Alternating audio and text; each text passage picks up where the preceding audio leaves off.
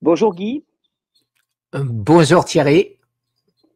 c'est un plaisir de te retrouver. Alors je dis un plaisir, les circonstances ne sont pas obligatoirement les plus amusantes qui soient, mais c'est quand même un plaisir de te retrouver, comme à chaque fois. Euh, Guy, tu es là pour des tas de raisons, et une en particulier, c'est que tu te retrouves à nouveau confronté à un nouveau challenge. Est-ce que tu peux nous dire exactement ce qu'il en est, nous expliquer un petit peu tout ça? Eh ben, je pense que c'est un de ma faute. Je vais te donner les trois raisons. Donc d'abord les soucis, les attaques incessantes de YouTube euh, contre moi, alors que la science et la médecine me glorifient presque, si je peux dire ça, Academia qui me donne 2700 plus de 2700 médecins, universités qui veulent savoir ce que j'ai fait, qui veulent comprendre ce que je fais. En plus de ça, mais ça, je veux surtout pas jouer au conspirationniste parce que je n'en sais rien. L'index normal de la protéine spike, c'est 1. C'est inférieur à 1. Or, mon dernier test de sang montre supérieur à 150. Donc, plus de 150 fois ce qu'on devrait normalement avoir. Alors, est-ce que ça peut avoir une incidence ou pas? Je n'en sais rien. Je répète, je ne suis pas conspirationniste. Je ne sais pas quel est l'effet de la protéine spike du vaccin sur notre sang. J'ai écrit à, euh, à Tu es Pierron. vacciné? Tu es vacciné Oui, oui, contre le oui, Covid? oui, oui, oui. En 2001, en Non, 2021, pardon, 21. 2021, tu sais, j'avais eu mon cancer et j'avais eu Covid. Et je me suis guéri du Covid extrêmement rapidement, peut-être un jour et demi. Alors que ma femme, qui l'a eu en même temps que moi, ça a duré 3, 4 jours. Et donc, on a posé la question au professeur Raoult pour lui demander qu'est-ce que tu ferais à ma place? Et il a répondu avec l'antécédent que tu as, cancer, tu es passé à travers une première fois, c'est magnifique, mais c'est pas sûr que tu passes à travers une deuxième fois. Donc, il avait conseillé, comme à tous les petits vieux à l'époque, de se vacciner. Donc, je l'ai fait. Voilà. Bien sûr, après, on s'est bien rendu compte que c'était une grosse bêtise, mais au moment où je l'ai fait, ce n'était pas une bêtise. Voilà. D'accord. La troisième raison, et je pense celle-là, elle est flagrante, je suis allé en vacances au Canada avec ma femme, avec mes enfants, avec des amis. Et là, non seulement j'ai pas emmené tous mes nutriments, donc j'ai été extrêmement léger avec ce que je prenais, j'avais complètement oublié, j'irais dire, mon traitement habituel. J'allais avec mon gendre manger un croissant et un chocolat au lait dans la pâtisserie du coin. De temps à autre, une poutine. Je ne sais pas si tu sais ce que c'est. C'est des frites avec du jambon fondu et une espèce de sauce gravie. C'est délicieux. C'est délicieux. Bon, mais j'ai pas exagéré. J'ai fait 2, 3 excès par semaine, mais pas plus. Mais est-ce que ceci a suffi? Je pense que oui, parce que quand je pense à notre ami commun, Fred, lui aussi a fait quelques infractions et ces infractions ont mené à la récidive. Oui, Donc, donc tout ça, voilà, tout ça, ça a conduit chez toi à une récidive du cancer, à ce qui est voilà, diagnostiqué comme récidive du cancer. voilà. J'ai connu ma récidive en octobre 2023 quand j'ai fait cet examen approfondi qui s'appelle le PSMA. C'était 2 mois après mon retour du Canada et paf, peu de métastases et de nouveau tumeur dans la prostate. Dis-moi, il y a des facteurs, bon, effectivement, tu discutais des facteurs qui avaient pu être déclencheurs. Tu as cité Fred Evrard, hein, Fred qui nous a quittés en fin d'année dernière, malheureusement. Euh, pour lui comme pour toi, je me permets quand même, et bon, je sais qu'on en a déjà discuté, donc on est d'accord, de pointer le fait que bah, pour lui, il y avait quand même des facteurs de stress aussi très très importants liés à sa maison, liés à son domicile et ainsi de suite, dans lequel il était vraiment dans une précarité très forte. Et pour toi, et je dirais pour on a été tous les 2 impliqués, émotionnellement dans l'aventure de Fred et de Lila, sa femme. L'octobre 2023, ça correspond à un moment aussi où Fred était en très grande difficulté et où on a été émotionnellement très investis. Et la perte de Fred ne peut pas ne pas jouer aussi dans cette balance. C'est heu, l'évidence. C'est l'évidence. Et d'ailleurs, pour se remémorer, je sais plus parler, Remémorer. remémorer, merci, les bons moments, Kali et Lila viennent donc me voir en juin.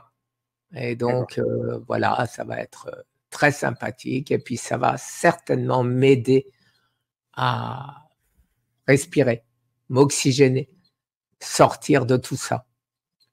Alors tu parles d'une récidive. Est-ce que tu peux nous dire exactement la nature de cette récidive?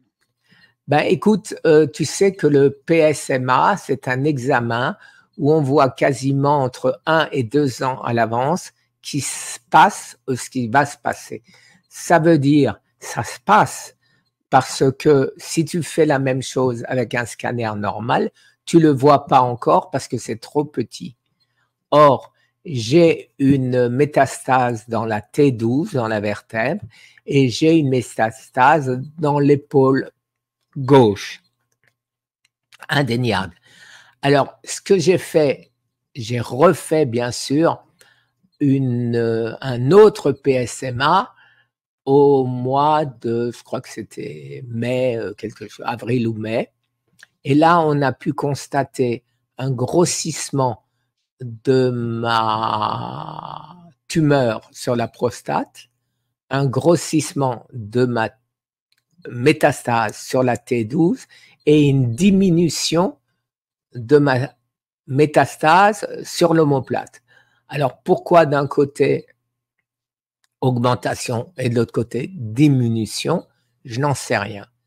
Ce que je sais aujourd'hui, c'est que comme j'ai toujours dit, il ne faut pas donner au cancer ce que le cancer a besoin, il faut donner à notre corps ce que notre corps a besoin. Et ça, je sais qu'on est à 100% d'accord. Et ça me pose d'énormes questions aujourd'hui. Et c'est pour ça que je suis très content de t'avoir en face de moi pour te poser ces questions devant tout le monde. La première chose, c'est toi. Si tu avais un cancer, qu'est-ce que tu ferais? Je te le souhaite pas, hein? Bah, la 1re des choses que je ferais, je pense, c'est d'abord, d'essayer d'analyser les facteurs, déclencheurs pour pouvoir mieux cibler mon action par la suite, comme tu l'as fait toi-même, tu vois? Isoler, est-ce que est-ce que ce sont des facteurs déclencheurs d'ordre, psycho-émotionnel? Et à ce moment-là, j'accentuerai mes efforts là-dessus. Est-ce que c'est des facteurs, plus d'ordre physique, alimentaire, de mode de vie, d'hygiène de vie? Ça me permettrait déjà de savoir un petit peu vers quoi aller. Et après, il est certain que dans mon cas, je le jeûne aurait une très grande place dans ce que je fais parce que à l'évidence, hein, le jeûne a démontré maintenant, scientifiquement en parlant, à quel point c'était une des réponses les plus adaptées à ces situations-là, en termes de détoxification de l'organisme, en termes donc de rectification du terrain et donc, par effet de conséquence, de disparition des tumeurs cancéreuses. Je pense que ça serait l'une de mes armes majeures, avec plein d'autres choses. Toi, je sais que tu utilises énormément de compléments nutritionnels. On va en reparler dans la vidéo, je pense. C'est pas quelque chose que j'exclurais du tout, moi non plus, parce que je pense qu'il y a certainement pas mal à chercher à ce niveau-là. On sait que les mégadoses de vitamine C, par exemple, ou de vitamine D ont pas mal d'intérêt. Donc voilà, il y aurait certainement une supplémentation. Je pense que je mettrais aussi l'accent beaucoup sur tout ce qui est détente, relaxation, pacification de l'esprit, voilà, par de la méditation, de la prière, de la sophrologie, quelle que soit la voie utilisée. Je mettrai l'accent aussi beaucoup sur l'oxygénation, la respiration, par exemple. Ça, c'est des éléments sur lesquels j'accentuerai mon attention. Et tout ça mis bout à bout, ça ferait une espèce de programme dans lequel il y aurait beaucoup de phases, soit de jeûne, soit de restriction calorique très très fort, soit de one meal a day, c'est-à-dire un repas par jour. Bien Et sûr. je pense que je ferai une sorte de changement permanent, tu vois, pour ne pas habituer le corps dans un protocole, mais je varierai sans cesse. La Hein. Ça, je sais. routine. Ouais, la routine, c'est un truc que toi, t'aimes pas du tout, hein, la Ah non, routine. ah Ouais, non. et je pense que tu as raison parce que je pense qu'on perd énormément des bénéfices parce que le corps s'adapte métaboliquement. Or, si tu veux le faire progresser, le faire évoluer, transformer le terrain, au contraire, il faut pas l'habituer à une routine, il faut le surprendre en permanence et lui demander de s'adapter en permanence. Donc, il n'y aurait pas de routine, il y aurait vraiment presque un chaos de fonctionnement dans lequel il y aurait tantôt du jeûne, tantôt du one meal a day, tantôt du cétogène, tantôt du, voilà. Et bien sûr, avec une alimentation, quand je m'alimenterai, qui serait la la moins transformée possible et la moins industrialisée possible, qu'avec des produits bio, sans pesticides, sans polluants, sans xénobiotiques, et ainsi de suite. Et puis, à côté de ça, voilà, respiration, méditation, complément alimentaire. Euh, je pense que dans une première approche, ça serait vraiment ce que je ferais. Alors Et tu je pense que, m'as et je, une fois que tu vas nous parler toi aussi de ce que tu fais, hein, j'espère. Et oui, je bien pense sûr. on est assez proche dans l'approche. Ben, on est 100% proche. D'abord, pour moi, c'est cette histoire de routine parce que je l'ai vu avec Fred qui, hélas, et d'autres d'ailleurs, il allait manger sa pizza, je ne sais plus si c'était le samedi ou le dimanche, il allait aller sa journée pâtes, enfin, etc., etc. Je dis, putain, je disais, excusez-moi l'expression, mais je disais, mais écoute, Fred, le cancer va attendre le vendredi soir pour se nourrir, puisqu'il sait que le vendredi soir, tu vas lui donner ce qu'il a besoin. Ne lui donne jamais ce qu'il a besoin, ou tu lui donnes ce qu'il a besoin le jour où il s'attend pas, et il le sait pas d'avance. Donc, le cancer est intelligent. Le cancer trouve toujours son chemin. Ça, c'est quelque chose que tu entends cette phrase traduite dans tous les pays du monde. Et maintenant, le jeune, bien sûr, banni en France, remboursé par la sécurité sociale en Allemagne, va comprendre. On est en Europe, Oui, ça devrait. on en parlera peut-être de la spécificité franco-française, mais c'est vrai que la France, Oui, pour tout ce qui est approche alternative, que ce soit du cancer ou médecine naturelle, est quand même un pays sous-développé littéralement, hein, dans lequel au mépris de la science, au mépris de la recherche moderne, il y a des positions extrêmement idéologiques et figées, quoi, qui sont proprement hallucinantes et on fait office de retardés mentaux, quoi. Je pense, vu de pays comme les États-Unis, comme l'Allemagne, c'est proprement hallucinant. Il y a un immobilisme en France et une volonté de ne pas, voilà, de jeter l'opprobre sur tout ce qui est approche alternative qui est proprement hallucinant. et sans aucune étude, simplement on décide que. Oui, absolument. De l'arbitraire pur. Oui. Alors, je parlais du jeûne pour te dire, euh, je crois que tu dis dans une de tes vidéos que un jour de jeûne sec égale 3 jours de jeûne hydrique. Oui. Tu te bases sur quoi pour dire ça? Alors, c'est les propres dires d'un des grands spécialistes du jeûne sec qui s'appelle Sergei Filonov, qui est un russe, hein, qui est connu comme étant l'un des grands représentants de la pratique du jeûne sec. Il a une clinique dans l'Oural. Et c'est lui qui annonce ça de par toute son observation. Donc, ça repose pas sur des essais cliniques, ça repose pas, c'est vraiment empirique. C'est son observation. Pour lui, effectivement, un jour de jeûne sec est équivalent en termes de force de détoxification à 3 jours de jeûne à l'eau. Après, bon, autant les chiffres, effectivement, on peut dire, ouais, pourquoi 3? Bon, ben, lui, c'est son observation et c'est sa conclusion. D'un point de vue physiologique, quand même, c'est assez facile d'expliquer pourquoi le jeûne sec est, en termes de détoxification, plus puissant, entre guillemets, sans dire que c'est mieux, hein, c'est juste plus puissant. C'est tout simple, c'est que en fait, quand bon, le corps, quand il est en stress hydrique, il doit trouver coûte que coûte de l'eau. Et Ah, cette eau, il va la produire très rapidement en brûlant des graisses, puisque les graisses, hein, la combustion de graisse produisent de l'eau. Donc, ça explique pourquoi en jeûne sec, on passe très rapidement en cétose, parce qu'en fait, toute la phase de préalable dans laquelle on consomme le glycogène et tout, elle va passer à toute vitesse, parce que le corps, là, il doit sauter sur le fonctionnement cétosique pour pouvoir brûler ses graisses, et qu'en brûlant ses graisses, il produise de l'eau.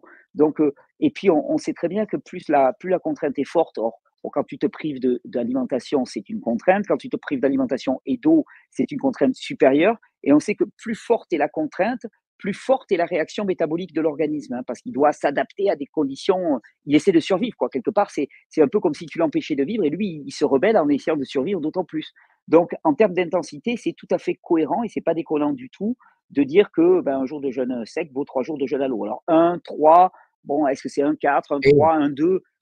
J'ai aucun élément qui me permette de trancher. Par contre, les éléments qui me permettent de trancher, c'est dire oui, c'est beaucoup plus intense en termes de détoxification, en termes de mobilisation métabolique, c'est beaucoup plus puissant, c'est une évidence parce que ça s'explique physiologiquement.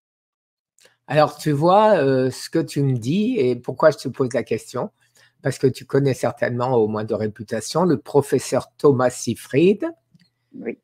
qui, je suis toujours son cobaye. Et il m'a envoyé un protocole en me disant, essaye de faire 5 jours de jeûne sec, ça équivaut à 21 jours de jeûne hydrique. Non. Alors, pour moi, comme tu le sais, je fais très facilement des jeûnes. Je suis tellement ce qu'on appelle fat adapted que moi, je n'ai aucune difficulté. Quand je mange, j'ai envie de manger parce que j'ai une hausse de glycémie, c'est connu. Quand je mange pas, j'ai ma glycémie qui est relativement basse, et donc à ce moment-là, je peux jeûner très longtemps avec des surprises. C'est-à-dire que quand, en plus de l'eau, mon corps trouve dans les cellules de gras du sucre, j'ai ma glycémie qui peut passer de 73 à 118. Et ce, dans la même journée. Aujourd'hui, par exemple, j'avais 86 ce matin et j'ai 109 2-3 heures après. Pourquoi? J'en sais rien. Et j'aimerais te poser une question. Si tu as étudié, et que penses-tu de ce que pense Thomas Seyfried et son équipe de ce qu'ils appellent le JKI? C'est l'indice du glucose et des ketones et des corps cétoniques. Et ils disent, ils ont mis au point un truc qui s'appelle Keto Mojo, qui te mesure les deux. Tu commences par glucose, tu continues par ketones. Tu vas sur leur site et tu rentres les deux valeurs et on te donne un indice, cet indice JKI. Et tu vois de plus en plus de vidéos de gens qui parlent de ça en disant si on arrive à maintenir un JKI inférieur à 1, on est sauvé, en gros. Entre 2 et 1, on est dans une phase de guérison importante. Et à côté de ça, tu as plein, c'est le paradoxe, tu as plein de gens qui disent attention, les ketones, les corps cétoniques, peuvent être dangereux parce que c'est la deuxième nourriture du cancer. Alors effectivement, quand il n'y a plus de sucre, que mange, d'après toi, le cancer? Ouais, moi, la réponse, elle est très, très simple. Les cellules cancéreuses, ce sont des cellules, de toute façon, déjà. C'est des cellules, bon, qui ont une variation de leur métabolisme, puisqu'elles sont capables de fonctionner en anaérobiose et non pas uniquement en aérobiose. Mais ça reste des cellules, et comme toute cellule vivante, elle a une capacité adaptative, une capacité à s'adapter à la raréfaction de nutriments qui est extrême. On le voit, d'ailleurs, c'est pareil, c'est la même chose avec les candidats albicans, par exemple. Là, il y avait des régimes très à la mode à un moment qui privaient les candidats albicans de sucre avec des régimes absolument sans sucre. On dit, bah, les candidats albicans, ils se mettent à manger des graisses, il n'y a pas de problème de ce côté-là, enfin, il n'y a pas de problème. Ça leur demande un temps d'adaptation, mais ils arrivent à manger des graisses. Et de la même manière, moi, je pense que les cellules cancéreuses, quand elles ne se nourrissent pas de sucre, elles se nourrissent de graisse parce qu'elles arrivent à fonctionner. Après que, euh, qui est toute une espèce de, une fenêtre pendant laquelle elles passent d'un carburant à l'autre, qui soit une fenêtre de fragilité pour ces cellules qui perturbent leur fonctionnement métabolique, ainsi de suite, je le crois, mais je pense que le vivant est d'abord caractérisé par son adaptabilité. Et d'ailleurs, les travaux de recherche récents montrent que les cellules cancéreuses peuvent se nourrir de corps cétoniques, peuvent se nourrir de graisse, tout comme elles peuvent se nourrir de sucre. Leur carburant principal, c'est le sucre, évidemment, comme toute cellule.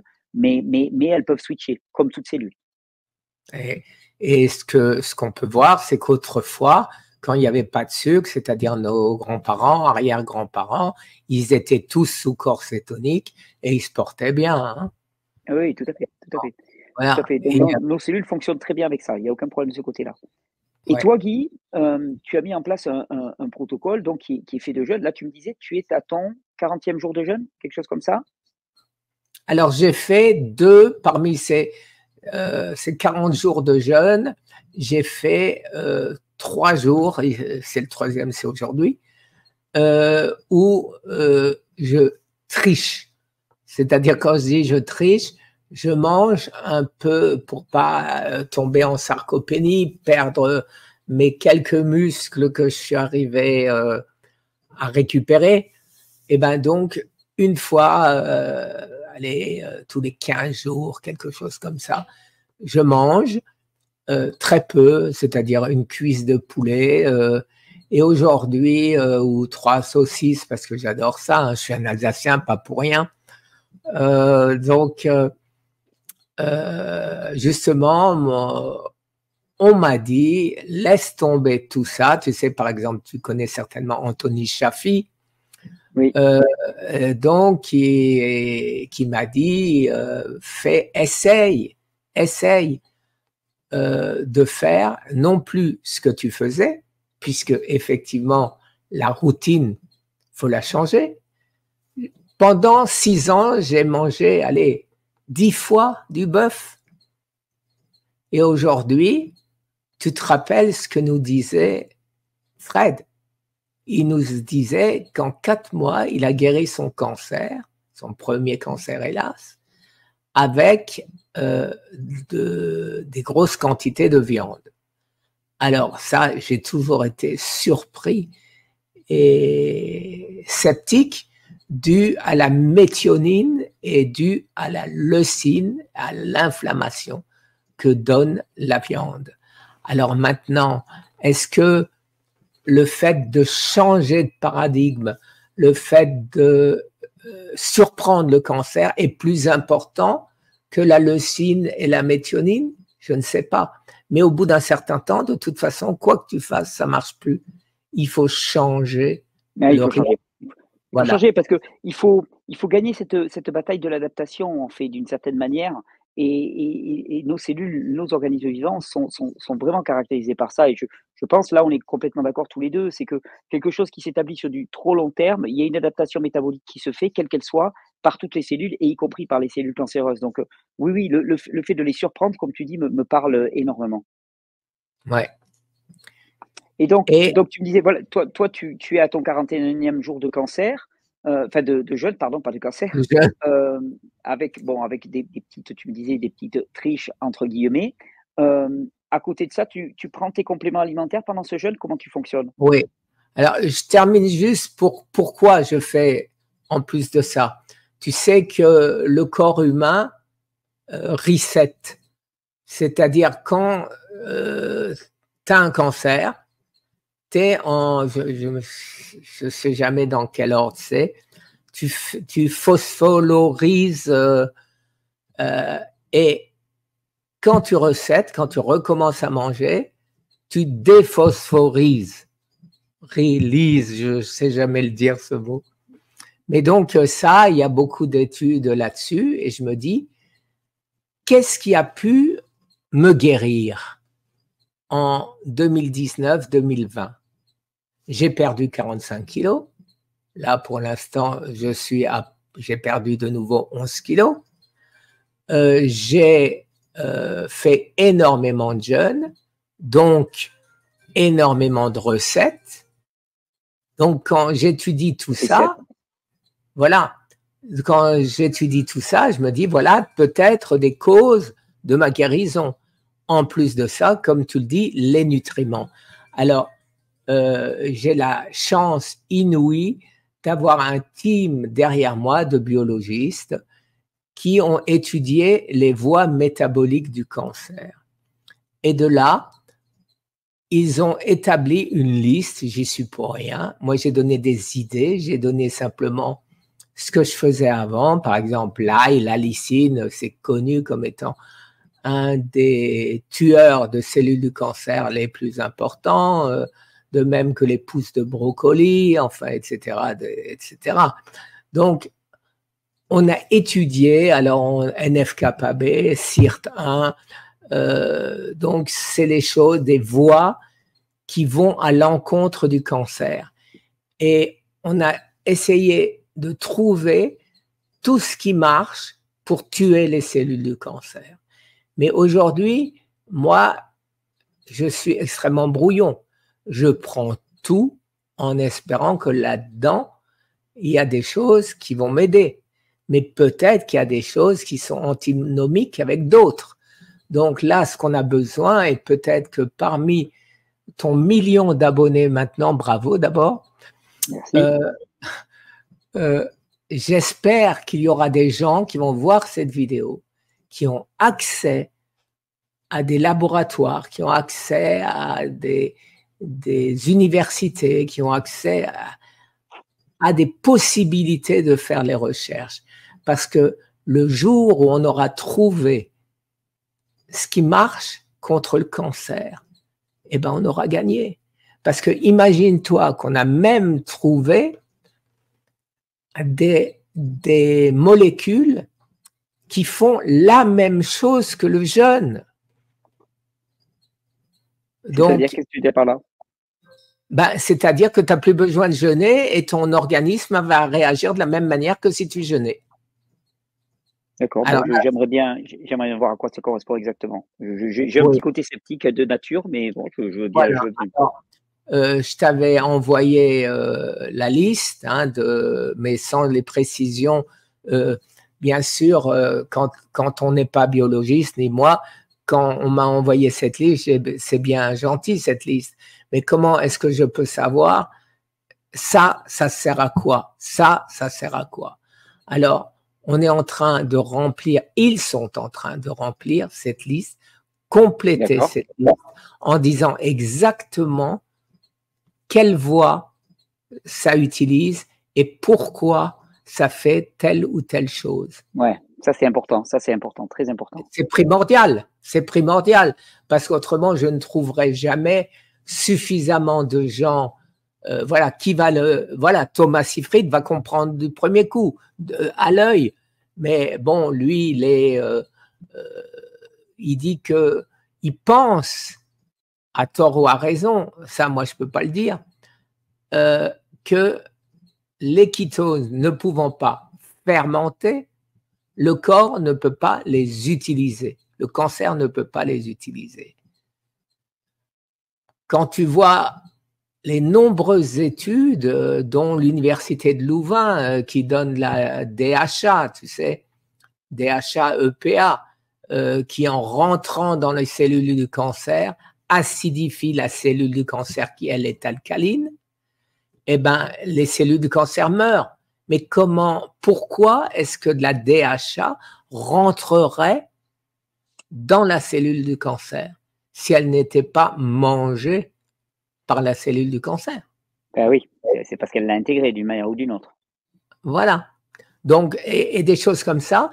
Alors, quand j'ai ma discussion avec Tom, écoute, je ne sais pas si tu as raison ou tu n'as pas raison. Ce que je sais, c'est que ce que j'ai fait m'a soigné une première fois. Donc, ça m'a soigné une première fois, ça a marché. Mais est-ce que le cancer n'a pas trouvé, puisque mon cancer est revenu, n'a pas trouvé une voie autre Et cette voix autre, est-ce que ça pourrait être mes corps cétoniques?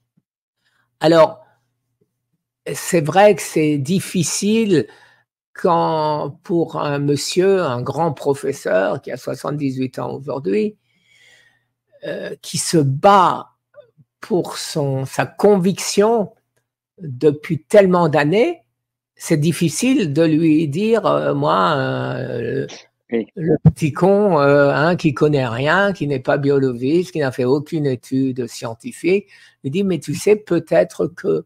Non, il m'écoute même pas. Il m'écoute même pas parce qu'il pense que c'est pas possible. Mais moi, je vois tellement d'études qui disent, qui vont dans l'autre sens. Quoi qu'il en soit, je vais essayer jusqu'à mon prochain PSMA la méthode Seyfried, c'est-à-dire avec le JKI. Et je verrai bien si j'ai un mieux ou pas. Mais pour l'instant, tu ne l'avais pas utilisé cette méthode? Si, j'ai commencé depuis le 6 avril. D'accord. En même temps que ce jeûne. Je mesure mon JKI tous les jours. Ce matin, j'avais 1,77, donc en dessous des 2.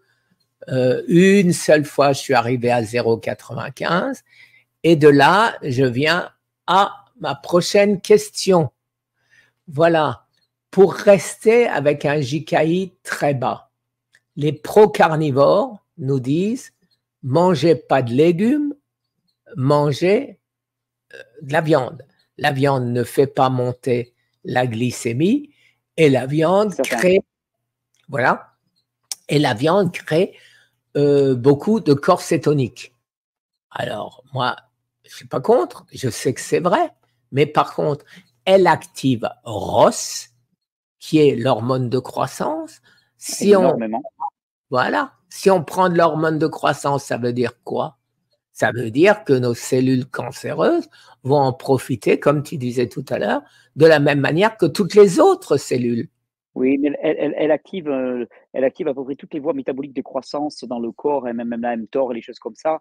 Donc ça, il faut vraiment analyser les choses dans leur ensemble et non pas prendre des détails isolés, parce que sinon, on se fait une approche en prenant tel élément isolé, on va dire ça fait ça. Oui, mais bon, en fait, tu n'as pas le tableau d'ensemble. J'ai fait une erreur, j'ai dit ROS au lieu de mTOR. C'est mTOR ouais, que je mTOR, voilà.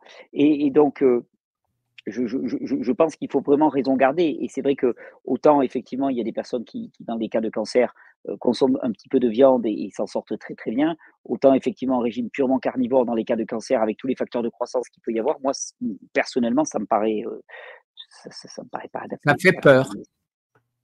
Oui, bien sûr, évidemment, évidemment. Voilà. D'autant plus que je ne sais même pas, puisque est-ce que le fait de manger de l'ail, des brocolis, du chou-fleur, des choux de Bruxelles, où il y a un peu de glucides dedans, c'est vrai, mais il y a énormément de fibres qui mangent. Oui, énormément de micronutriments, énormément de fibres et très peu de glucides au final. Quand même. Voilà.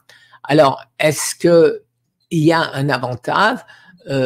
Poorna, donc une des collaboratrices de Thomas Seyfried, m'a écrit, écoute, fais 7 jours avec des nutriments végétaux et 7 jours avec des nutriments du bœuf.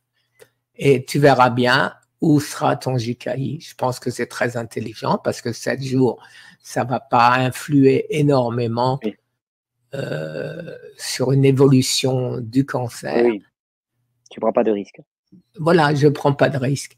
Mais donc, aujourd'hui, ce que je veux dire, c'est que j'ai besoin d'aide simplement pour qu'on puisse avancer scientifiquement. Ce que je fais, je suis sûr d'aller dans le bon sens, je suis sûr que je vais m'en sortir une deuxième fois, parce que comme je l'ai déjà dit, et tu le sais, le cancer n'est pas une maladie génétique, c'est une maladie métabolique. On s'est bousillé et si on reverse, si on fait le contraire, on doit pouvoir réparer les bêtises qu'on a faites. Ouais. Voilà. Oui, ben ça paraît une évidence. Ça paraît une évidence. Tu veux nous en dire un peu plus sur ton protocole? Bon, tu as tous tes compléments là, tes indispensables. Je me souviens plus comment tu les appelles. Les Heu, indispensables, les essentiels, pardon. les essentiels, les essentiels. Voilà. Ça tu as pas changé? Tu gardes ce Non, protocole-là? non. Alors, par contre, j'ai augmenté les doses. J'ai remarqué que, par exemple, un des plus importants, c'est bien connu, c'est l'allicine qu'on trouve dans le poireau, dans l'ail. Et quand tu manges des poireaux ou quand tu manges de l'ail, tu as une infime quantité. Et notre équipe a cherché des suppléments qui permettent des doses absolument monstrueuses. Pour te donner une idée, le supplément que j'utilise aujourd'hui pour l'ail fait 3 ails entiers par jour. 3 têtes? Ouais, non, pas 3 têtes, 3 ails complets. Oui, voilà, Pas oui, plus, hein. la tête d'ail, pas une Ça gousse, s'appelle la tête le d'ail. malagousse. Ouais. Mmh. Donc, qui peut manger 3 têtes d'ail, je savais même pas que ça s'appelait comme ça, par jour. Donc, voilà. Bon, donc, alors que là, on avale une pilule. Brocoli, 3,5 kilos de brocoli dans une pilule. Voilà. Alors, j'ai augmenté, bien sûr, les doses de manière à être beaucoup plus efficace grâce à ces personnes qui savent lire entre les lignes, tu sais, Oui. dans la composition ils vont demander aux fabricants qu'est-ce qu'il y a dedans, donne-moi la liste exacte. Quand il y a de la maltodextrine, hop, ça part à la poubelle. Quand il y a des sucres cachés, quand il y a des poisons, ça part à la poubelle. Mais quand c'est bon, c'est bon. Ce que j'ai pu constater pour parler à nos abonnés communs, c'est que le prix n'a rien à voir. C'est-à-dire, tu as des très bons produits à 10 dollars et des très mauvais à 100 dollars.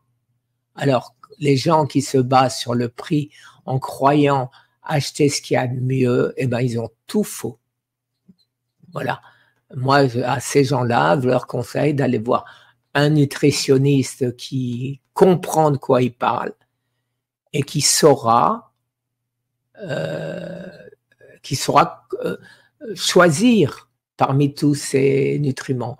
Je reste à la disposition de tout le monde pour donner la liste complète et donner les explications. Et là, ce sera en anglais, mais on peut le traduire facilement avec Google. Et d'ailleurs, je le ferai pour toi. Pour expliquer à quoi sert chaque nutriment. Et je le répète, chaque nutriment bloque une voie métabolique du cancer. Je ne sais pas si tu te souviens, il y a quelques années, je disais, c'est comme si on était à la gare. Il y a 50 voies de chemin de fer devant nous. Si tu en bloques 2, le cancer va utiliser les autres. Si tu bloques les 50, la locomotive frein serré à mort, et ben le cancer ne peut plus passer. Oui, Et ben le blocage des voies métaboliques, c'est l'une de tes stratégies, très importantes avec le jeûne. oui, et le jeûne est obligatoire pour l'instant parce qu'on n'a pas la preuve qu'on arrive à faire sans le jeûne. Et ça veut dire quoi? Passer des glucides au corps cétonique. Alors, je ne pense pas objectivement, mais ça c'est mon idée, que si on arrête simplement de manger tout glucides, c'est pas pour autant, je pense, mais c'est moi seul, que notre corps va passer sous corps cétonique. Notre corps va simplement utiliser ce qu'il a, c'est-à-dire la graisse, pour fabriquer des glucides. Et donc, à ce moment-là, eh ben, ça ne sert à rien. Donc, mais je le vois même sur moi-même, au bout d'un certain temps, avant d'arriver à un niveau élevé de corps cétonique, j'ai un niveau élevé de glucose alors que j'ai rien mangé comme glucose depuis 10 jours. Néoglucogénèse. Notre corps sait qu'on a besoin de glucides et il en fabrique. Voilà. Donc, c'est tout ça qu'il faut arriver à comprendre. Et quand on aura compris tout ça, à l'aide de chercheurs, à l'aide d'hôpitaux qui voudront bien s'investir là-dedans, on va gagner. J'ai vu dans ton protocole, Guy, ça m'a beaucoup intéressé, que tu utilisais aussi l'artémisia. Ponctuellement, tu faisais 2 jours d'artémisia par mois. Tu peux m'en dire un petit peu? C'est assez intéressant. Hier et aujourd'hui. Alors, l'artésiminine, pour être précis, a un effet anti-cancer reconnu. Tu vas sur PubMed. Oui. Bon, il a un très gros inconvénient, c'est qu'il peut être dangereux. On avait un ami à l'époque avec Laurent Schwartz qui s'appelait Schmidt, je ne me rappelle plus son prénom, qui faisait des cures comme ça de 7 jours. Et hélas, il a eu de la fumée blanche qui est sortie de la bouche et il est mort quelques jours après. Donc, pendant longtemps, j'avais laissé un peu tomber. Mais j'ai vu les dernières études, tout ce qui s'est fait. Je pense personnellement, l'artésiminine est un oxydant. Tout ce que je fais, c'est Tout ce que je fais, c'est antioxydant. Donc, je pense, il faut laisser un vide de 1 à 2 jours, de manière à ce que notre corps se débarrasse de tous les antioxydants qu'on a dans le corps. C'est ce que je fais.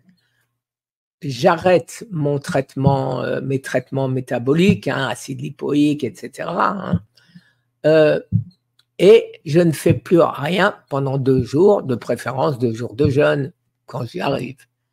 Après, je fais 2 jours de jeûne, là encore, je répète si j'y arrive, avec 5 pilules de 150 mg d'artésiminine le matin et 5 pilules d'artésiminine l'après-midi. Et ce, donc, en tout, ça fait 10 pilules à 150 mg. C'est pas beaucoup par rapport à ce que certains disent. Mais personnellement, avant d'en avoir la certitude, je n'augmenterai pas ces doses. Quand j'ai terminé ces doses d'artésiminine, ces 2 jours, je recommence 2 jours de jeûne ou 2 jours même en mangeant un petit peu, mais sans prendre aucun antioxydant pour que mon corps ait le temps de débarrasser tous les oxydants. À ce moment-là, je pense qu'on limite tous les antioxydants, effectivement. Non, les oxydants dans ce cas-là, puisque c'est 2 jours après avoir pris l'artésiminine. Ah oui. Voilà, je veux débarrasser tous les oxydants avant de recommencer à prendre des antioxydants. Donc ça, je pense que c'est une stratégie qui vient un peu dans le même sens, c'est-à-dire tromper le cancer. Je prends des antioxydants tout le temps, eh ben, il n'a pas le temps de s'adapter et paf, je lui mets des oxydants dans la gueule.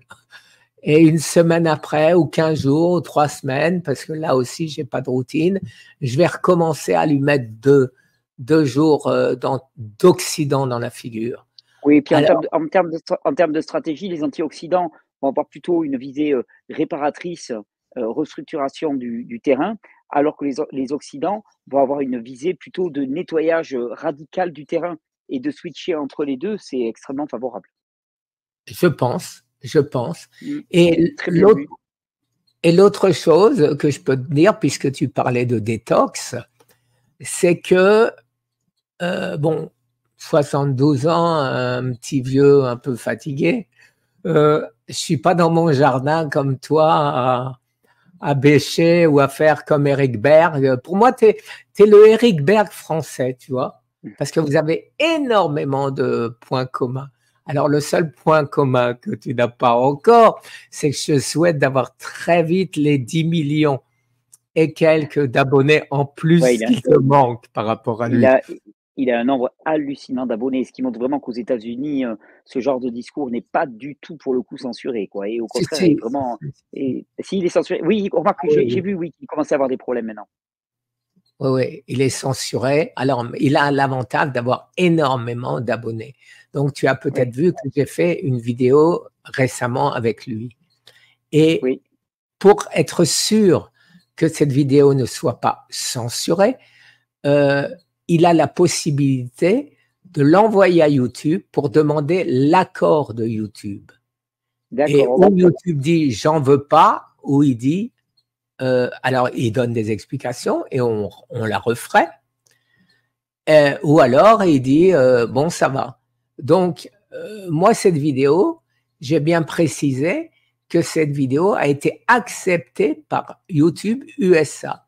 Je l'ai traduite, je l'ai mis sur mon site. Celle-là n'a pas été sanctionnée. Hmm. Pourquoi? Parce que ça leur était certainement difficile de sanctionner quelque chose qu'ils avaient accepté aux États-Unis. J'imagine, Euh, j'imagine.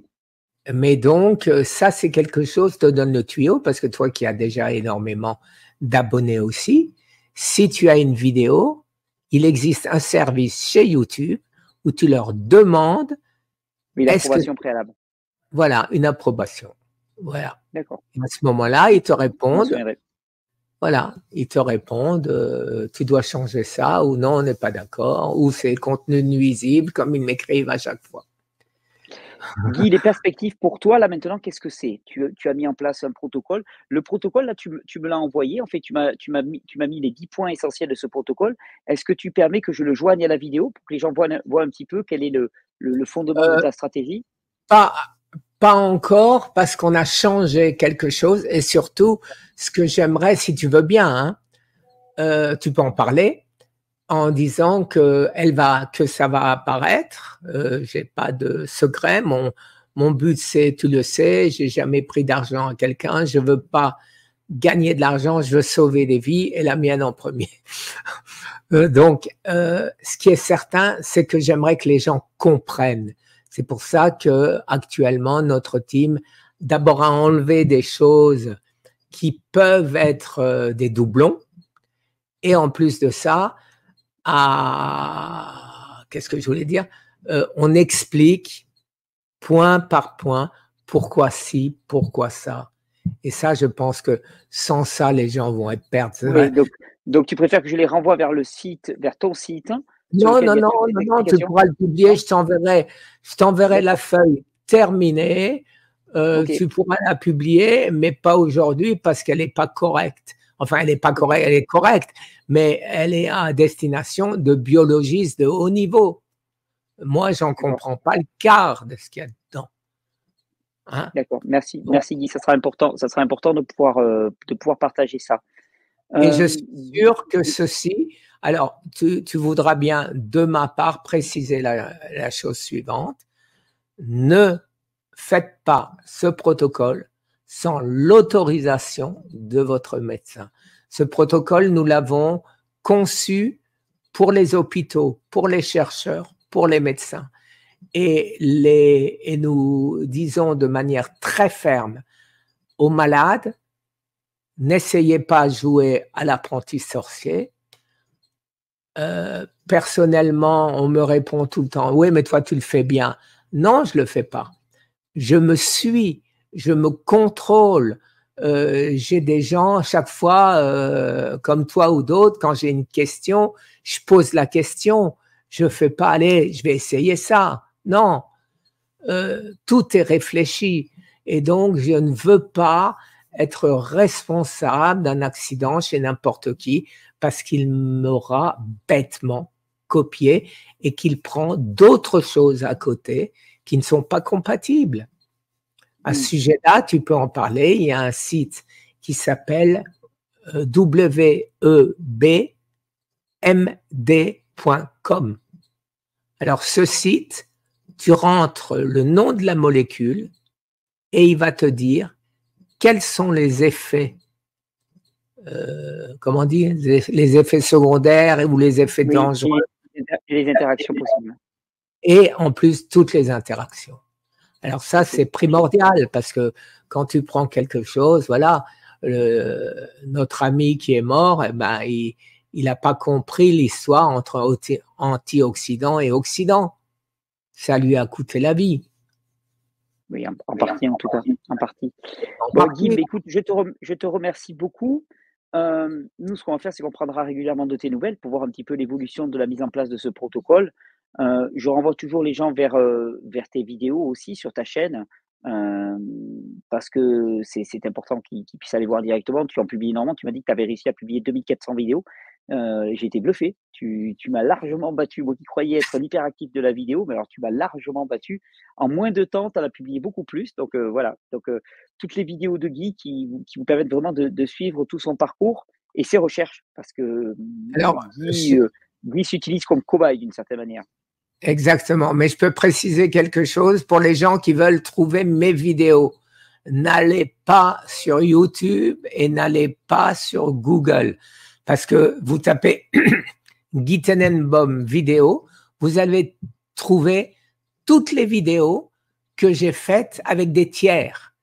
Mais cancer thérapie, pas une seule, puisque je suis blacklisté.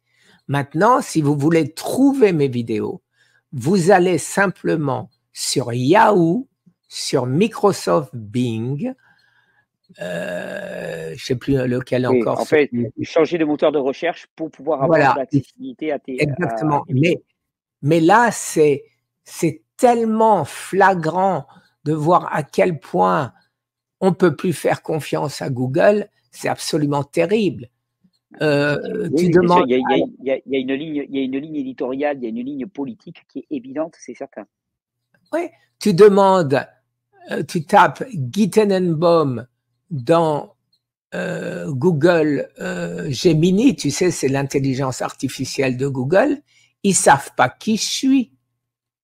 J'ai 2400 vidéos sur YouTube, j'insiste en demandant, mais j'ai 2400 vidéos.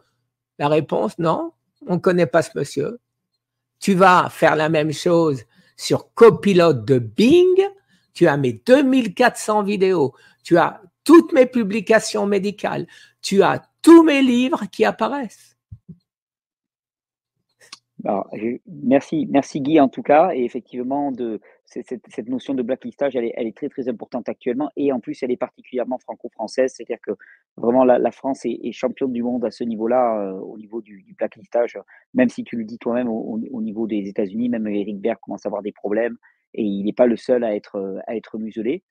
Et je te remercie beaucoup Guy, je te remercie beaucoup. Mais c'est moi qui te remercie une fois de ta plus. Présentation, et si tu permets, on prendra des nouvelles régulièrement. Et j'espère ça faisait 6 ans que j'avais plus de cancer, j'espère qu'on fera une vidéo ensemble dans 6 ans. Ah, mais avec grand plaisir, tu peux compter sur moi. Je te souhaite une belle journée. Merci encore. Salut. Bonjour les amis. Alors, première victoire depuis la récidive de mon cancer. En effet, les 4 derniers examens montraient une augmentation régulière du PSA. Et hier, le résultat montre une baisse de 30% de mon PSA. Donc, bien sûr, c'est bon signe. Alors, ce bon signe, ça veut dire quoi? Ça veut dire que le protocole que j'ai mis au point une fois de plus, en ayant changé quelques variantes et que je continue à essayer d'améliorer, semble marcher.